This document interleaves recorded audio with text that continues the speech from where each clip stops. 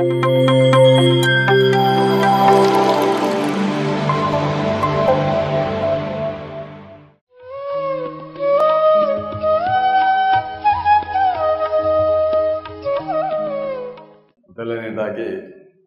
ನಿಮ್ಮೆಲ್ಲರ ಗುರುಗಳಾದಂಥ ಬ್ರಹ್ಮಶ್ರೀ ಸುಭಾಷ್ ಪತ್ರಿಜಿಯವರ ಪಾದಗಳಿಗೆ ಜೋರಾಗಿ ಚಪ್ಪಾಳೆ ಮೂಲಕ ಅಭಿನಂದನೆಗಳು, ಧನ್ಯವಾದಗಳು. My dear friends, my dear masters, my dear God's, ಇವತ್ತು ನಾವು ನಿಮ್ಮ ಮುಂದೆ ಇದ್ದೀವಿ ಅಂತಂದರೆ ನಿಜವಾಗ್ಲೂ ಪತ್ರಿಜಿಯವರ ಕೊಟ್ಟ ಒಂದು ಮಾರ್ಗದರ್ಶನ, ಅವರ ಒಂದು ಸಿದ್ಧಾಂತದಲ್ಲಿ ಆ ಸಿದ್ಧಾಂತನ ಅಳವಡಿಸ್ಕೊಂಡು ಜೀವಿಸ್ತಾ ಇದ್ದೀವಿ. ಬದುಕು ಅಂದರೆ ಜಟ್ಕಾ ಬಂಡಿ ಅಂತ ಕೇಳಿದ್ದೀವಿ, ಆದರೆ ಬದುಕು ಅಂತಂದರೆ ನಿತ್ಯ ನೂತನವಾಗಿ ಮಾಡಿಕೊಳ್ಳುವಂಥ ಹಬ್ಬ. ಪತ್ರಿಜಿಯವರು ನಮ್ಮನ್ನೆಲ್ಲರನ್ನೂ ಏನಂತ ಸಂಬೋಧನೆ ಮಾಡಿದ್ರು? My dear friends, my dear masters, my dear God's ಅಂತ ಸಂಬೋಧನೆ ಮಾಡಿದ್ರು. ನಮ್ಮನ್ನ ಆ ಸ್ಥಿತಿ ತಲುಪಬೇಕು ಅಂತೇಳಿ ಅವರ ಗುರಿ. ಆ ಸ್ಥಿತಿ ಇವತ್ತು ನಾವೆಲ್ಲರೂ ತಲುಪಿದೀವೋ ಇಲ್ಲೋ ಅಂತೇಳಿ ನಾವೆಲ್ಲರೂ ಸ್ವಾಧ್ಯಾಯ ಸತ್ಸಂಗ ಮಾಡ್ತಾ ಇದ್ದೀವಲ್ಲ, ಎಲ್ಲರೂ ಸತ್ಸಂಗಗಳಲ್ಲಿ ಪಾಲ್ಗೊಳ್ತಾ ಇದ್ದೀವಿ, ಸ್ವಾಧ್ಯಾಯ ಮಾಡ್ತಾ ಇದ್ದೀವಿ. ಇವತ್ತು ನಿಜವಾಗ್ಲೂ ಅವರು ಹಾಕಿಕೊಟ್ಟಿರುವಂಥ ಮಾರ್ಗ ನಿಜವಾಗ್ಲೂ ನಾವು ಅದೇನು ಕೊನೆಗೆ ಮುಕ್ತಿ ಅಂತಾರಲ್ಲ, ಆ ಮುಕ್ತಿ 2 ಅಕ್ಷರದ ಸೇರ್ತೀವಲ್ಲ, ಸೇರ್ತೀವೋ ಇಲ್ಲ? ಡೌಟ್ ಇದೆಯಾ? ಯಾರಿಗಾದ್ರೂ ಡೌಟ್ ಇದೆಯಾ? ವಿರೂಪಾಕ್ಷ ಮಾಸ್ಟ್ರು ಇದ್ದಕ್ಕಿದ್ದಂಗೆ ನನ್ನನ್ನು ನಿಲ್ಲಿಸಿದ್ದಾರೆ. ಸಾಕಷ್ಟು ನನಗೇನು ಅನುಭವನೇ ಇಲ್ಲ, ಏನೂ ಇಲ್ಲ, ಅನುಭವನೇ ಇಲ್ಲ ನನಗೆ. ಇವತ್ತು ಗೀತಾ ಮೇಡಮ್ ಅವ್ರು ಹೇಳಿದ್ರು ತಮ್ಮ ಅನುಭವಗಳನ್ನ. ಆದರೆ ನಾನು ಪೊಲೀಸ್ ಇಲಾಖೆಯಲ್ಲಿ ಸರ್ವಿಸ್ ಮಾಡಿ ರಿಟೈರ್ಡ್ ಆಗಬೇಕಾದ್ರೆ ಒಂದು 4 ತಿಂಗಳಿತ್ತು ಇನ್ನೂ ಸರ್ವಿಸು. ನನ್ನ ಫ್ರೆಂಡ್ ಒಬ್ಬರು ಜಗನ್ ಅಂತೇಳಿ ಬಳ್ಳಾರಿಯಲ್ಲಿದ್ದಾರೆ. ವಯಸ್ಸು ಮಾತ್ರ ಭಾಳ ಅಂತರ, ನನ್ನ ವಯಸ್ಸಿನಲ್ಲಿ ಅರ್ಧನೂ ಇಲ್ಲ ಅವ್ರಿಗೆ. ಅಂಥವರು ನನ್ನ ಫ್ರೆಂಡ್ಸು. ಅವ್ರು ಹೇಳಿದ್ರು, ಯೋಗ ಮಾಡ್ತಾಯಿದ್ದೆ, ಪತಂಜಲಿ ಯೋಗ ಮಾಡ್ತಾಯಿದ್ದೆ, ವಾಕಿಂಗು ಜಾಗಿಂಗು.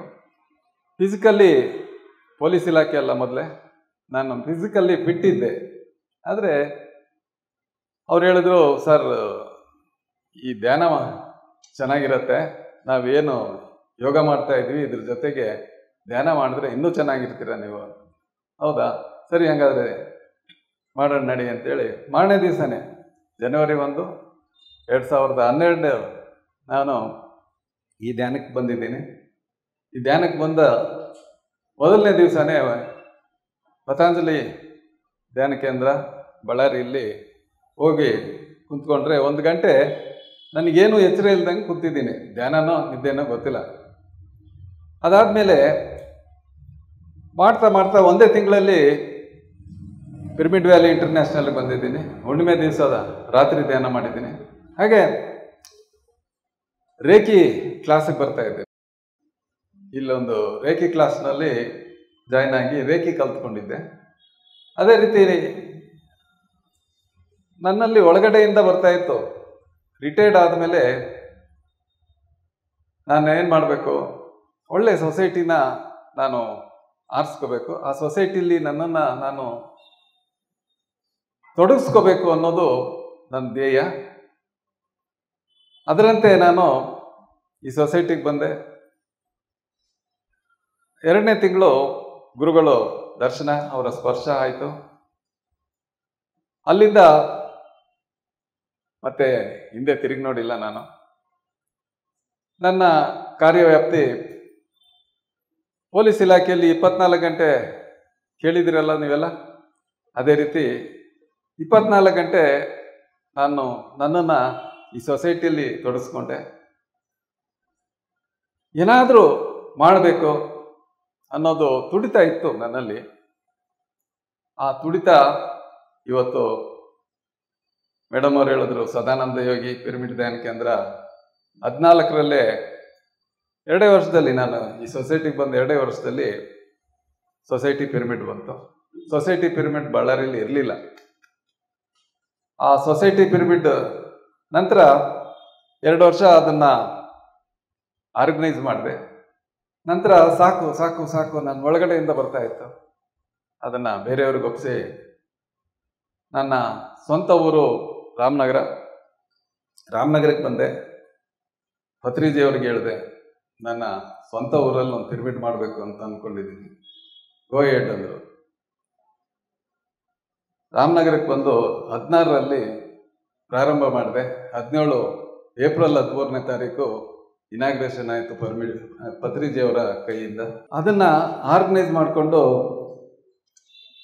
ರ್ಯಾಲಿಗಳು ಮಾಡಿಕೊಂಡು ಏನು ಮಾಡಬೇಕು ಏನಾದರೂ ಒಂದು ಮಾಡ್ತಾನೆ ಇರ್ತಾ ಇದ್ದೆ. ಜೊತೆಗೆ ಬಳ್ಳಾರಿಯಿಂದ ನನಗೆ ಬನ್ನಿ ನೀವು ಅಂತೇಳಿ ಕಡ್ತಾಳಲ್ಲಿ ಆ ಭೂಮಿ ಕೊಟ್ಟಂತ ವೆಂಕಟರಮಣಪ್ಪ ಸಿಕ್ಕರು. ಸರ್ ನೀವು ಬರಬೇಕು, ಎಲ್ಲರೂ ಮುಗಿದೋಗಿದೆ, ಬಳ್ಳಾರಿಯಲ್ಲಿ ಯಾರೂ ಸರಿಯಾಗಿ ನಿಲ್ತಾ ಇಲ್ಲ, ಬರ್ತಾರೆ ಧ್ಯಾನ ಮಾಡ್ತಾರೆ, 40 ದಿವಸ ಧ್ಯಾನ ಮಾಡಿದ್ರು, ಮಾಡಿದ್ರು, ಇದು ಮಾಡಿದ್ರು, ಅಷ್ಟು ಕೊಡು ಇಷ್ಟು ಕೊಡು ಅಂತ ಬರೀ ಮಾತಿನಲ್ಲೇ ಮುಗ್ತಾ ಹೋಗ್ತಾ ಇದೆ. ಇಲ್ಲ ನೀವು ಬಂದು ನಿಂತ್ಕೋಬೇಕು ಸರ್, ನೀವು ಬರಲೇಬೇಕು ಅಂತಂದರು. ಸರಿ ಬರ್ತೀನಿ ನಡಿಯ ಅಂದೆ.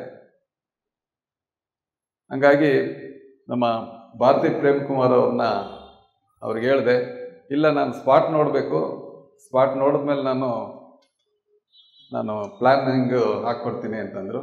ಸರಿ ಅವ್ರನ್ನೂ ಜೊತೆಲಿ ಕರ್ಕೊಂಡೋಗಿ ಅಮ್ಮಶಕ್ತಿ ಪಿರಮಿಡ್ ಪ್ಲ್ಯಾನಿಂಗ್ನ ಮಾಡಿಸಿದೆ. ಅಲ್ಲಿಂದ ವರ್ಕ್ ಸ್ಟಾರ್ಟ್ ಮಾಡಿದ್ರು. ವರ್ಕ್ ಸ್ಟಾರ್ಟ್ ಮಾಡಿದ್ಮೇಲೆ ಮತ್ತೆ ಅವ್ರ ಜೊತೆಯಲ್ಲಿ ನಾನು ಸಹ ನನ್ನ ಪಾತ್ರ ಏನಿದೆ ಅದನ್ನು ಮಾಡಿದ್ದೀನಿ. ಆದರೆ ನನ್ನ ನೇತೃತ್ವ ಅಂತ ಅನ್ನೋದು ಸುಳ್ಳು. ಇದಕ್ಕೆಲ್ಲ ಕಾರಣ ಪತ್ರಿಜಿಯವರು ಒಂದೇನು ಕೊಟ್ಟಿದ್ದಾರೆ, ನಮಗೆ ಸ್ವತಂತ್ರ ಕೊಟ್ಟಿದ್ದಾರೆ. ಈ ಸಂಸ್ಥೆ ಕೊಟ್ಟಿರುವಂಥ ಸ್ವತಂತ್ರ ಇನ್ಯಾವ ಸಂಸ್ಥೆಯಲ್ಲೂ ಇಲ್ಲ, ಯಾವ ಸೊಸೈಟಿಯಲ್ಲೂ ಈ ಸ್ವತಂತ್ರ ಇಲ್ಲ. ಪತ್ರಿಜಿಯವ್ರಿಗೆ ಹೇಳಿದರೆ ಸಾಕು, ಇಂಥದ್ದು ಮಾಡುತ್ತೀನಿ ಅಂತಂದರೆ ಗೋ ಹೆಡ್ ಅಂತಂದು ಇದ್ದರು. ಪ್ರತಿಯೊಂದಕ್ಕೂ ನಮಗೆ ಹಿಂದೆ ಇದ್ದು ನಮ್ಮನ್ನು ಬೆನ್ತಟ್ಟಿ ಚಪ್ಪರಿಸಿ ಅವರು ನಮ್ಮನ್ನು ಮುಂದಕ್ಕೆ ಹೋಗೋದಕ್ಕೆ ಮಾರ್ಗದರ್ಶನ ಕೊಡ್ತಾಯಿದ್ರು. ಅದರಂತೆ ಈಗಲೂ ಪತ್ರಿಜಿಯವರು ಇದ್ದಾರೆ. ಅವರು ನಮ್ಮ ಮುಂದೆ ಇದ್ದು ಈಗ ಎಲ್ಲ ಕಾರ್ಯಕ್ರಮಗಳು, ಈಗ ಬುದ್ಧ ಪೌರ್ಣಮಿ ಪಿರಮಿಡ್ ವ್ಯಾಲಿಯಲ್ಲಿ ಎಷ್ಟು ಜನ ಹಾಜರಾಗಿದ್ರಿ? ಗುಡ್. ಹೇಗಿತ್ತು ಇದು? ಇಂಥ ಕಾರ್ಯಕ್ರಮಗಳು ಪತ್ರಿಜಿಯವರು ಮುಂದೆ ನಿಂತು ಇಂಥ ಕಾರ್ಯಕ್ರಮಗಳನ್ನ ನಡೆಸ್ತಾ ಇದ್ದಾರೆ. ನಾನು ನಡೆಸ್ತಾ ಇದ್ದೀನಿ, ನಾನೇನೋ ಲೀಡ್ರು ಅಂತ ಅನ್ನೋದು ಎಲ್ಲ ಸುಳ್ಳು. ಸುಮ್ಮನೆ ನಾನು ನನ್ನನ್ನು ಇದು ಮಾಡ್ಕೊಳ್ಳೋದಕ್ಕೆ ಹೇಳ್ಕೊಳ್ಳೋಂಥ ವಿಷಯ ಇವ್ಯಾವು ನಮ್ಮಿಂದ ಆದಂಥವಲ್ಲ. ಪತ್ರಿಜಿಯವರ ಸಂಕಲ್ಪ ಏನಿದೆಯಲ್ಲ, ಸತ್ಸಂಕಲ್ಪ, ಇವೆಲ್ಲ ನಡೀತಾ ಇದ್ದಾವೆ. ನಮ್ಮ ಸಂಸ್ಥೆಯಲ್ಲಿ ಯಾವುದೇ ಸಂಸ್ಥೆಯಲ್ಲೂ ಇರಲಾರ್ದಂಥವು ಇದ್ದಾವೆ, ನಮ್ಮೆಲ್ರಿಗೂ ಗೊತ್ತಿದೆ. ಇನ್ನೊಂದು ಸಾರಿ ಹೇಳ್ತೀನಿ, ಇಲ್ಲಿ ಗುರು ಶಿಷ್ಯರ ಅಂತರವಿಲ್ಲ, ಗುರುವೂ ಇಲ್ಲ ಶಿಷ್ಯರೂ ಇಲ್ಲ, ಹೌದಾ? ಹಾಗೆ ಮತಭೇದವಿಲ್ಲ, ಹೌದಾ ಇಲ್ವೋ? ಜಾತಿ ಭೇದ ಇಲ್ಲ, ಗುರು ಶಿಷ್ಯರ ಅಂತರವಿಲ್ಲ. ಆಮೇಲೆ ಸ್ವತಂತ್ರ ಕೊಟ್ಟಿದ್ದಾರೆ. ಮೊದಲನೇದಾಗಿ ಎಲ್ಲರಿಗೂ ಸ್ವತಂತ್ರ ಕೊಟ್ಟಿದ್ದಾರೆ. ಬೇರೆ ಸಂಸ್ಥೆಯಲ್ಲಿ ಒಂದು ಸರ್ಕಲ್ ಇರುತ್ತೆ, ಆ ಸರ್ಕಲ್ ದಾಟಂಗಿರೋದಿರಲ್ಲ, ಹೌದಾ ಇಲ್ವಾ? ಅವ್ರಿಗೆ ಇವತ್ತು ಪತ್ರಿಜಿಯವ್ರಿಗೆ ಹೇಳ್ದೇನೆ ಸಾಕಷ್ಟು ಕಾರ್ಯಕ್ರಮಗಳು ಮಾಡ್ತಾ ಇದ್ವಿ ಅವರಿದ್ದಾಗ, ಹೌದಾ ಇಲ್ವಾ? ಅದಕ್ಕೆಲ್ಲನೂ ಅವರು ಪ್ರೋತ್ಸಾಹ ಕೊಡ್ತಾ ಇದ್ರು, ಅವ್ರಿಗೆ ಗೊತ್ತಾಗ್ತಾ ಇತ್ತು.